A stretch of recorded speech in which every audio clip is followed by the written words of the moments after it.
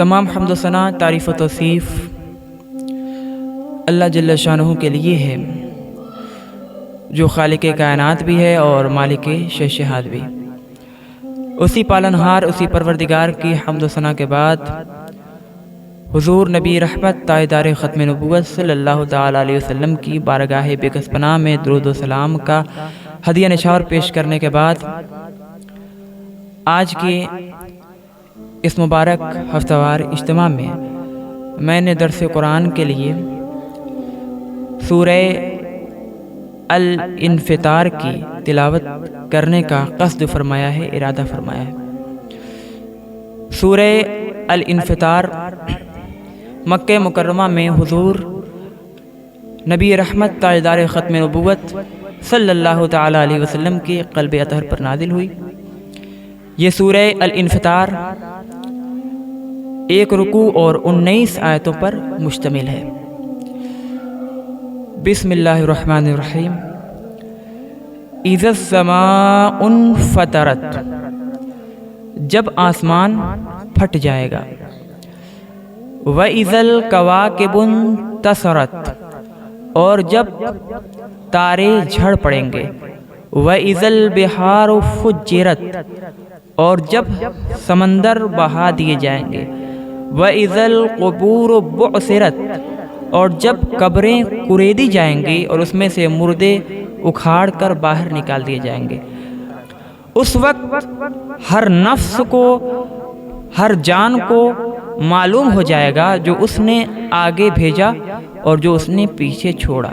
یا ایھا الانسان ما غرک بربک الکریم، اتنا فرمانے کے بعد اللہ جل شانہ اپنے بندوں سے مخاطب ہو کر فرماتا ہے، اے انسان، تجھے کس چیز نے اپنے کریم، اپنے رحیم رب سے غافل کر دیا؟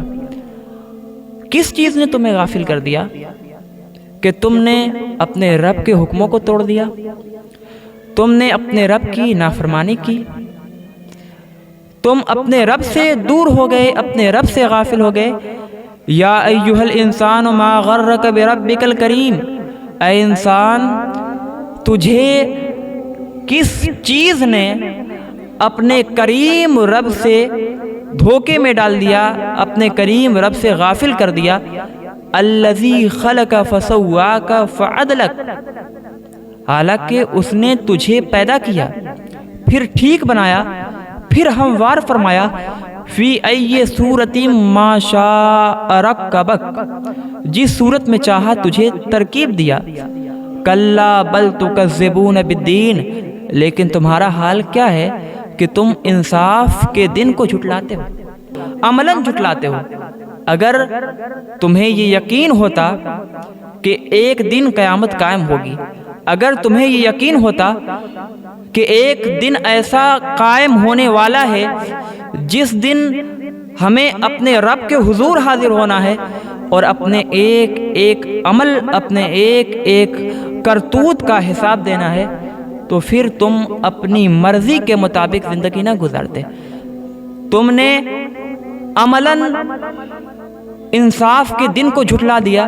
یہی وجہ ہے کہ تم اپنی مرضی اور اپنی خواہش کے مطابق اپنی زندگی گزارنے کی کوشش کر رہے ہو، ورنہ تم اپنی مرضی کے مطابق نہیں، نفس کے مخالف اور شریعت کے مطابق زندگی گزارتے۔ وَإِنَّ عَلَيْكُمْ لَحَافِظِينَ، اور بے شک نگراں ہم نے 2 فرشتے مقرر کیے ہیں، کرامن کاتبین، وہ معزز ہیں اور لکھنے والے ہیں۔ یعلمون ما تفعلون، وہ سب جانتے ہیں جو کچھ تم کرتے ہو۔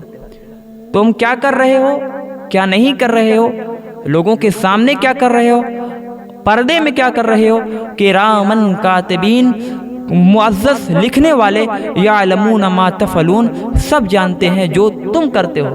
ان الابرار لفی نعیم، بے شک نیکوکار ضرور جنت میں جائیں گے۔ وَإِنَّ الْفُجَّارَ لَفِي جَحِيمٍ، اور بے شک بدکار ضرور دوزخ میں داخل کیے جائیں گے۔ اور انصاف کے دن اس میں جائیں گے۔ جب انصاف کا دن قائم کیا جائے گا، یعنی روز جزا، جب قیامت قائم کی جائے گی تو پھر اس کے بعد نیکوکار جنت میں داخل کیے جائیں گے اور بدکار جہنم میں داخل کر دیے جائیں گے۔ اور جہنم کیا ہے؟ جہنم کا عذاب کیا ہے؟ ایک مرتبہ اللہ جل شانہ کے محبوب ہمارے اور آپ کے آقا و مولا صلی اللہ تعالیٰ علیہ وسلم نے حضرت جبریل علیہ السلام سے فرمایا کہ اے جبریل، مجھے جہنم کے سب سے ہلکے عذاب کے بارے میں بتا۔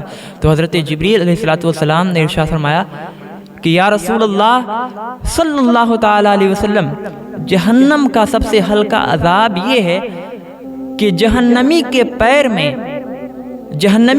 میں جہنم کی جوتی پہنائی جائے گی، باقی سارا جسم سلامت ہوگا، لیکن اس جوتی کی تپش اور اس کی گرمی کا عالم یہ ہوگا کہ جب وہ جوتی جہنمی کے پیر میں پہنائی جائے گی، دماغ کھول کر کان اور ناک کے راستے سے بہہ کر باہر نکل جائے گا۔ یہ جہنم کا سب سے ہلکا عذاب ہے۔